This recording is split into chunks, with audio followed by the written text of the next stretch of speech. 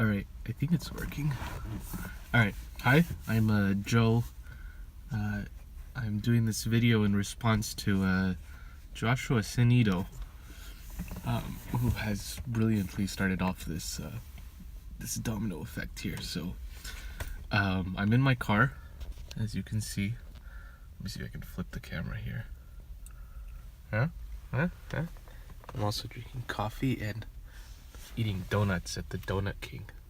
I need my sugar high before I go in for a long call today. I'll be at the hospital for like probably 28 hours apparently, so that should be fun. I'm probably gonna need a couple more cups of coffee for that. So for this first post, we're supposed to talk about how we met, and Josh had some accurate points to make about how I met him, but he still doesn't remember the very first time I met him, and you'll find out in about a second why.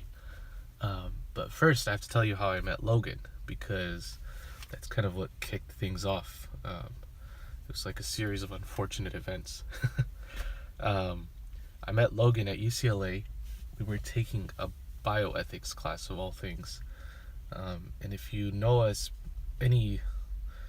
by any ounce of any measure, our participation in a bioethics class is likely to cause much consternation for our classmates, mostly because we like to mess with everybody, and for a group of people who are seriously debating the moral outcomes of various topics, ranging from life insurance to abortion. You don't want the pair of us messing with you. So that's exactly what we did. We met each other because we were the only two that were constantly voicing dissonant opinions just for the fun of it, or maybe for the seriousness of it. You'll never know. And that's how we became friends. And so one day after class, I'm walking back with Logan to the dorms, and so I dropped by his dorm room, where reside a gentleman named Ben and a gentleman named Josh. Ben wasn't there at the time, but I walked in, and there's this guy sleeping on the top bunk bed, moaning in pain, having, according to Logan, just consumed the equivalent of several liters of green tea, which apparently after several cups is not safe for you.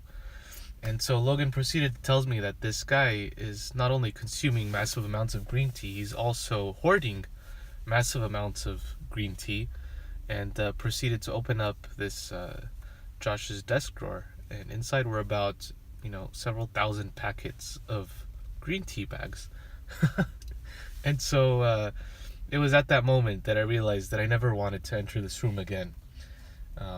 But sadly I did, and on my next foray into their room, I noticed that there was a flyer on Logan's desk. I think it was Logan's desk.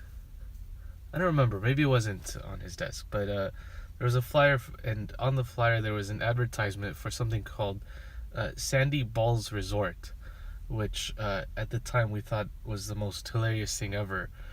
And that's how I met Ben, because Ben pointed out that perhaps Sandy Balls Resort is a metaphor for Logan's desk itself.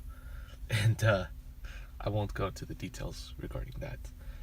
Needless to say, it was at that moment then that I conclusively decided I never wanted to speak to these three again.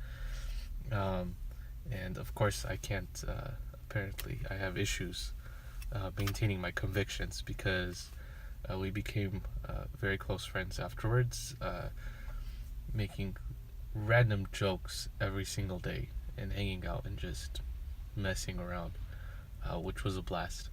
And so yeah, that's how I met those three.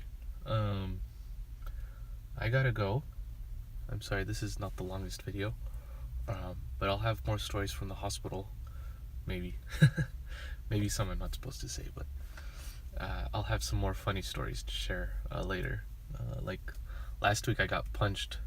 Not last week. A couple weeks ago, I got punched by an old lady um, who was delusional, and I'm interviewing her. And about halfway through the interview, she tells me, "I'm going to punch you right now." And I thought she was joking, but she landed a punch squarely in the jaw, which which was horrifying. But that's life in the hospital. I will talk to you guys later.